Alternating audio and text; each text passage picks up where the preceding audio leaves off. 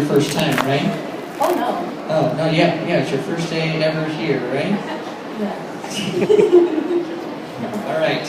Leah, Yes. what will you be presenting on? I will be presenting on 4-H activities and how they benefit you. All right, me? No, everyone. Okay. I felt so special for a second. Well, you can be special. Thank you. That's what my mom says too. Judge, you ready? Okay. Off you go, Leah. All right. Out went the little green frog one day. Out went the little green frog. Out went the little green frog one day. Out. I learned this song, among others, when I attended a 4-H summer camp called Camp Wild, which is unique to Region 17, where my county, Harrison County, is. Now, today, I'm going to be discussing a bunch of different 4-H activities, and I would like to start off with 4-H summer camps.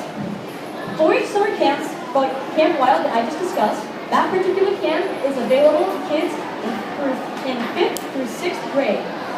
These kids are able to go to this camp where they spend, I believe, a week at this camp, and what they do is they learn more about hiking, archery, and all sorts of things that they can do outdoors, while also learning to stay away from home for long, extended periods of time, and learning to interact with others, as you often have to stay in cabins with 10 to 12 cabinmates.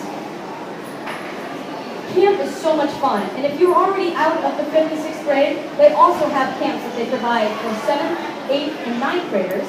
And once you reach the age of 16, you are allowed to go back and actually become a counselor for kids in the camp. This camp is amazing because it not only allows you to make more friends and interact with other people, but it also can help you build your team building skills, as you often do many team building activities with a different group of people every day.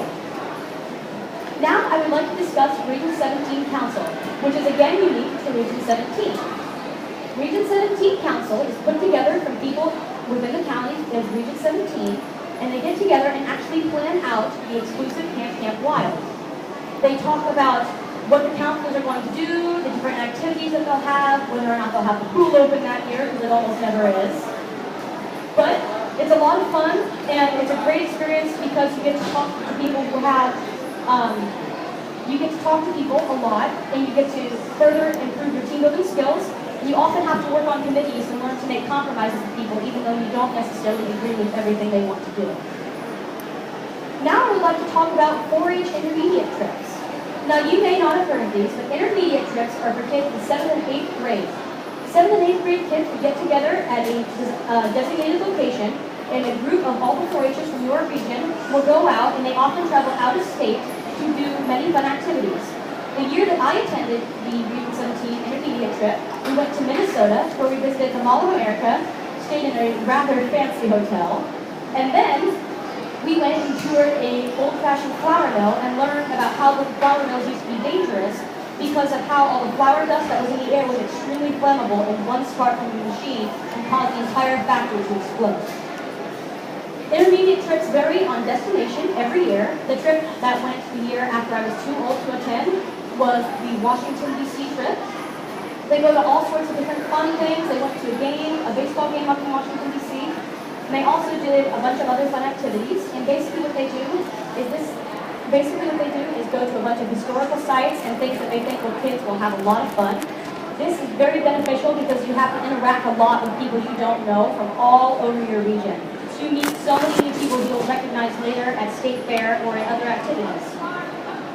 Now I would like to talk about 4-H State Conference. I'm actually wearing my shirt from this year's state conference.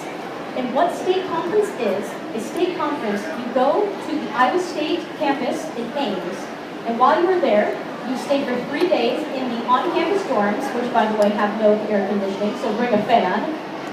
And what you do is you attend various classes. There are 2 a day, and for the course of 3 days, you get to learn about many different things that you might be interested in. You register for the classes before the actual conference begins. In the different class areas, they can vary from yoga to horticulture to choir, and there's really no limit to what you can do. State conference is fantastic. It's not because not only do you once again get to interact with other people from around the state, but while you are at state conference, you get introduced to what college life might be like. State conference is mostly built for has an age group of 9th, 10th, 11th, and 12th graders, and it is probably the most fun you will ever have. Now I would like to discuss volunteering at the state fair. Now, did you know that when you're going into your freshman year in high school, you can volunteer right here at the Iowa State Fair? I didn't know that. One year my brother did it, and he told me about it, and I've been doing it ever since. It is so much fun. You come up to the Iowa State Fair, and you stay here for as long as you like, be it 2 days or, like myself, 2 weeks. What you do is you stay at, there's an inn that is near this building, and you go and you stay in this inn, which has 150 people in one big giant room, full of bunk beds. So there's not a lot of privacy, but you do get to interact with a lot of new people around you. And then when you volunteer at the Iowa State Fair, you will see people around wearing red polos, like the two sitting right here. Those people are 4-H volunteers who come from various counties across the state, and we all come in here and we work in the 4-H building, organizing projects, assisting with judging, and helping to categorize everything and make everything look nice when visitors come to the fair to see their projects. This is a great thing for community service, and it really helps you get to know what goes on behind the scenes of the Iowa State Fair. Next, I would like to talk about County Council. County Council is something that is unique to each county. Basically, what you do is you apply for your county council at your local extension office, and it is a group of people that get together to plan each county's individual fair.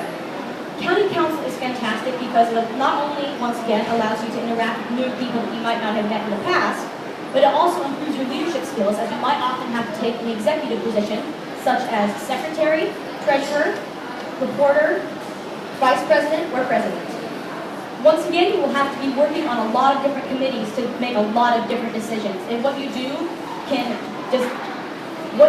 this council can completely decide the fate of how the county fair goes. Now, the county council is only available for kids who are going into their sophomore, junior, and senior years in high school. But if you are younger than that, say 7th, 8th, or even 9th grade, and you are interested in going to council, some counties provide a junior county council, which is basically exactly like the county council, but for a younger age demographic. Now I would like to discuss state council, which is an even more selective council that picks only about 40 members from across the entire state. State council is kind of similar to county council, but it's got a much more selective process of picking members. You have to go through an intense application process, first submitting a written application, then having to go for an interview, then being questioned in front of a crowd of people. This can totally benefit you because not only is the council itself great for interacting with other people and building leadership skills, but this application process is a lot like the application process you would use in the future for getting a job. Now, state council, what they do is they plan the 4-H state conference. They decide what speakers will come in and talk to everyone who is at orientation, and they decide what activities we'll do, and they will learn about the Iowa State campus so that when kids come to tour the campus or be escorted to classes, the state council members will be the ones taking them everywhere. The final thing I would like to discuss is robotics.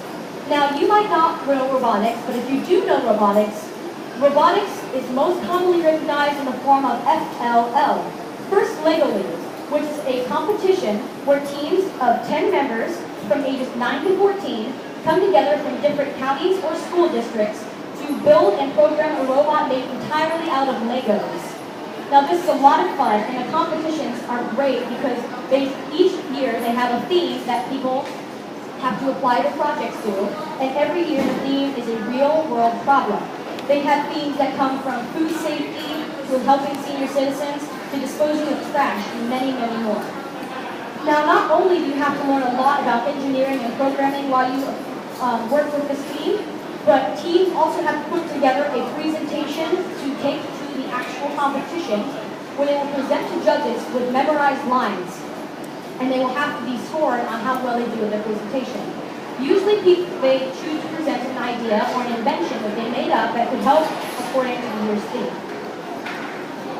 Then after they finish at their local competition, teams can move on to the state competition, which is held at the ISU campus, which is basically the same thing but on a much larger scale. Now, if you are older than 14 and you're still interested in robotics, one thing that's really good for you to do is aquarobotics, which is provided in some counties. Aquarobotics is something that not a lot of people know about because not a lot of counties actually do it. But what aquarobotics is a team gets together and builds a robot out of real mechanical parts that is programmed to dive underwater and be controlled remotely to test different water samples at fresh bodies of water, such as lakes or streams. I myself attended this team for 1 year and was very interested in learning about how to test different things using a robot. The final robotics thing I would like to discuss for older ages is there is a version of robotics similar to First Lego League for high schoolers, where teams get together and build robots made of real mechanical parts that they use for competitions such as sumo wrestling and hill climbing, where they fight robots to either push them out of a ring or fight robots to reach the top of the hill first by pushing competitors off of the sides of the hill. These programs are held on the Iowa State campus and are so much fun.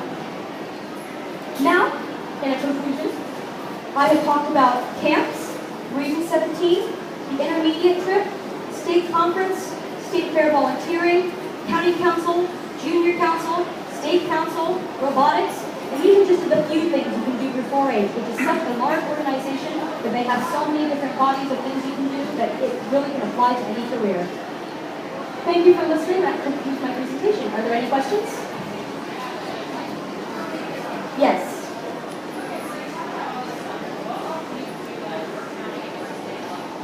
The question was, what do I do at my county and state level? Now, I myself have attended pretty much all of these except for state council because I'm too young to apply, but I plan to apply this year when I get the chance. County council, I also plan to apply, but everything else I have participated myself and know firsthand that it is all so much fun and it is all a very worthwhile experience. Yes? The question was, what is Region 17? Region 17 is an area of the state made up of the counties Harrison, East and West Potawatomi, Montgomery, Mills, Page, and Fremont. All of these counties are a part of Region 17, and basically they attend the same 4-H activities and have similar camps and such activities. Any other questions? If not, this concludes my presentation. Thank you.